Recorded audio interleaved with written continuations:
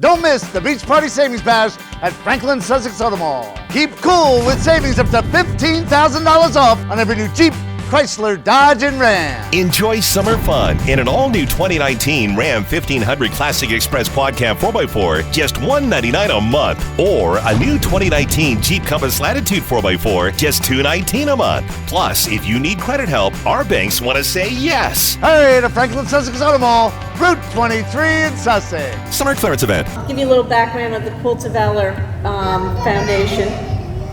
They've been giving out quilts, since 2003, started by a woman named Catherine Roberts, who felt that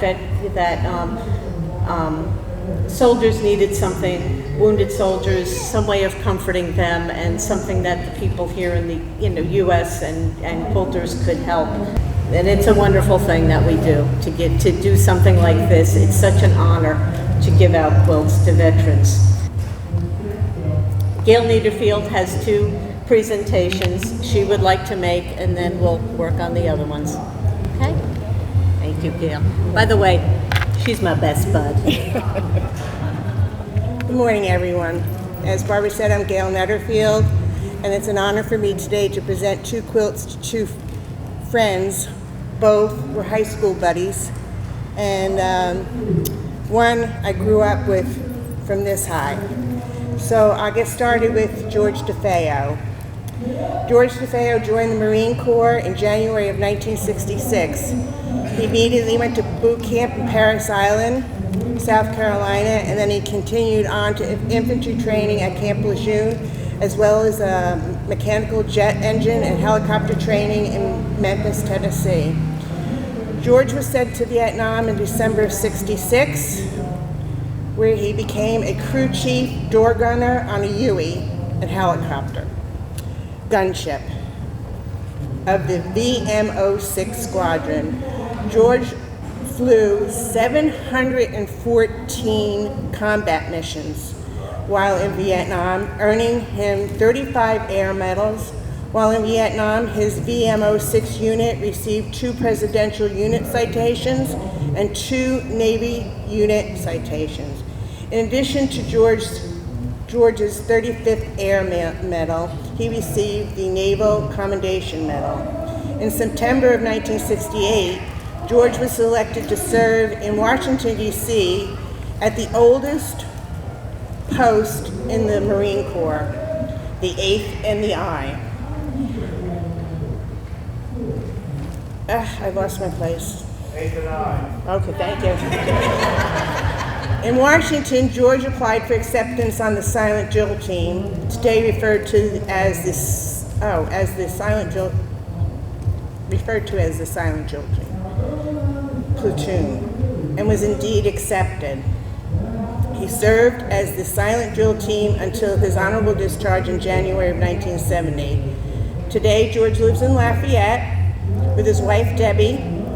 George has 2 granddaughters and 4 grandchildren, 2 daughters, and 4 grandchildren, also of Lafayette. May I present to you George DeFeo.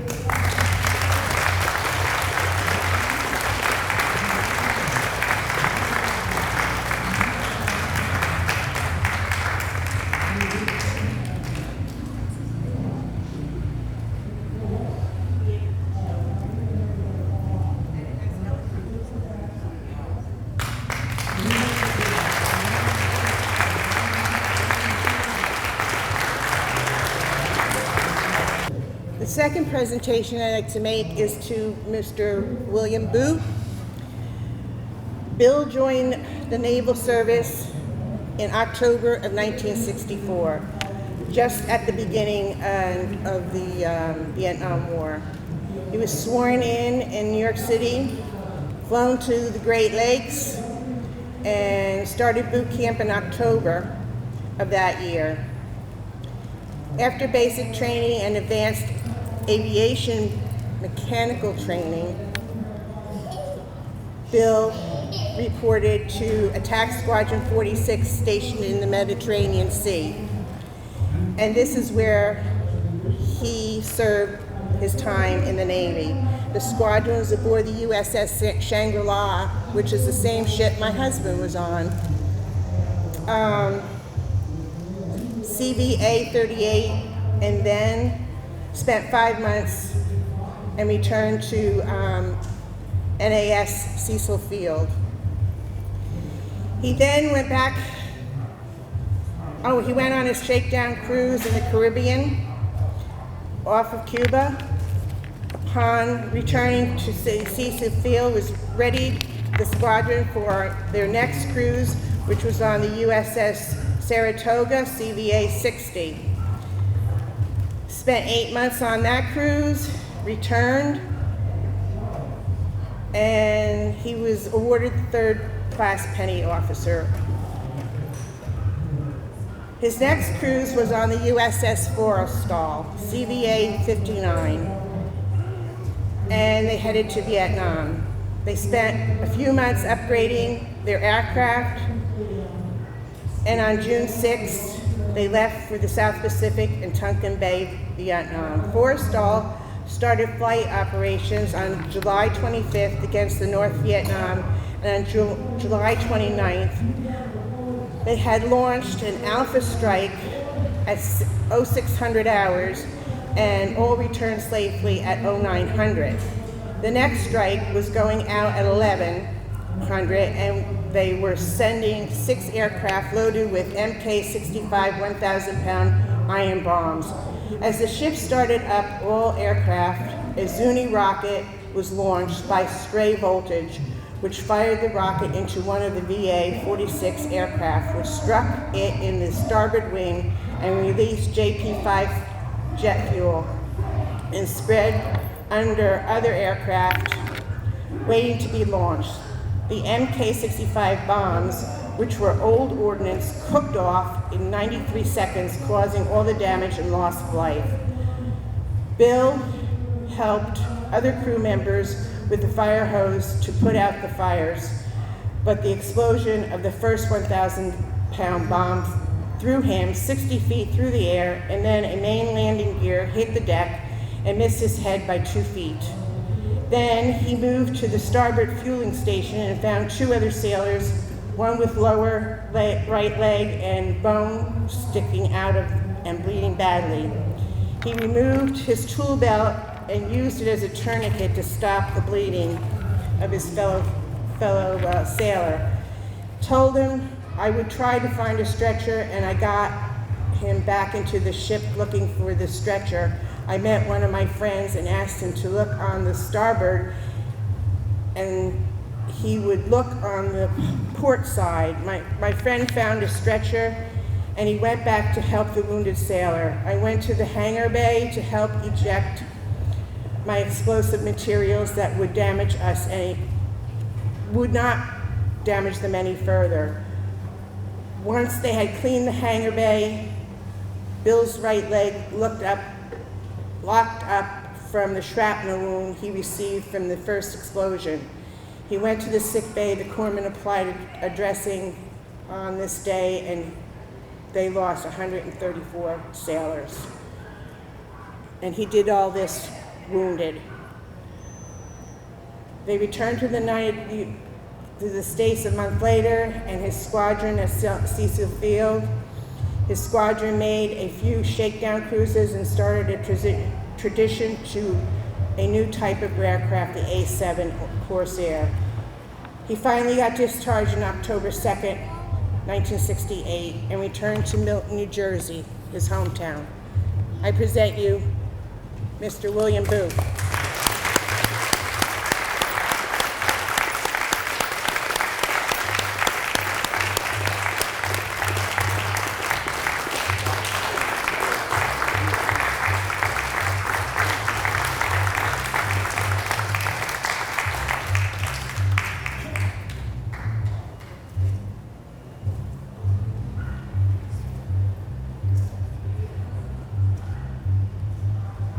Our next 3 presentations were given to us by Deb Lockwood, who's a member and a quilter for us, along with piecing for us of the quilts.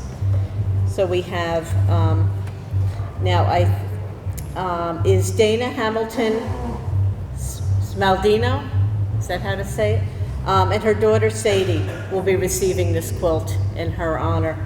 She was in the Marine Corps, a corporal, Army National Guard specialist, Marine Corps from 1999 through 2013, National Guard from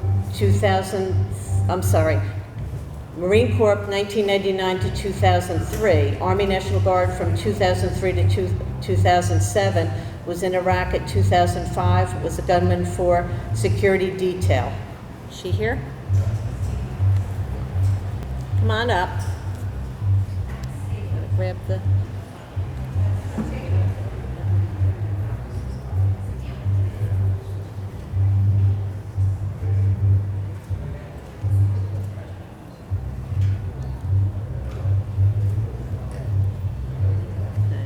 And this...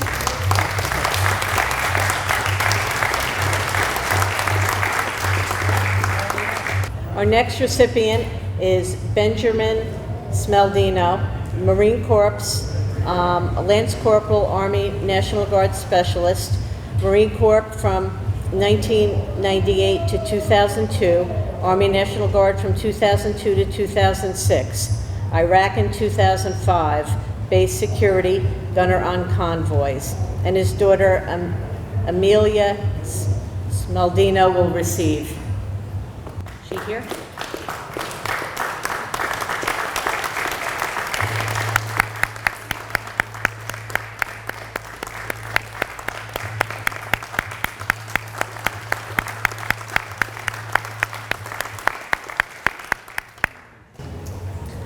Our next recipient is Vanessa Collins, Army National Guard Sergeant, Air National Guard Senior Airman, Army National Guard 2013 to 2012, Air National Guard 2012 to 2018, served in Iraq in 2005, Iraq in 2009, Afghanistan in 2018, convoy security and Air Base Security Forces. And Vanessa is here. Is Vanessa here? Come on up.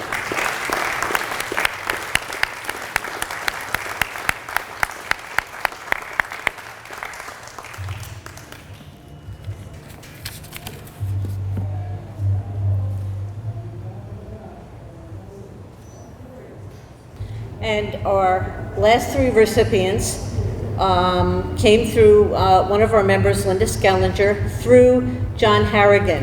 As his name has been mentioned, he's the president of the Vietnam Veterans Chapter 1002. I've had the pleasure of meeting all three of our veterans and very, very deserving of this. Our first one, we're going to go with Johannes de Block.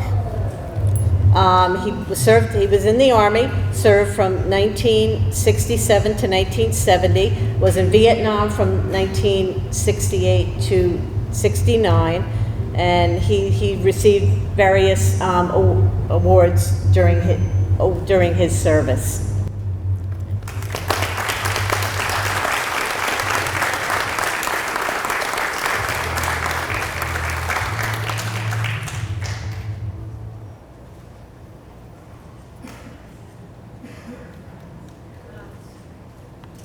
Our next recipient is William Holland, and he served in the Army from May 1968 to May 1970, was in Vietnam from October 68 to October 69. He received the W3 Bronze Star, Vietnam Service Medal, Republic of Vietnam Campaign Medal. He's an expert rifleman, and the National Defense Service Medal. William, come on up.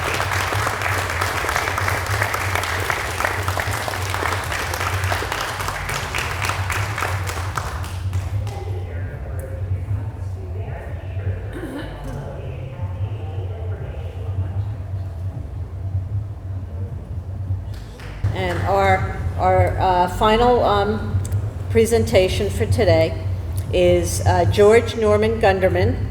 He served in the Army from 1966 to 1969, in Vietnam from December 1966 to December 1967, And he says he received like state medal, one presidential medal, and six other ones.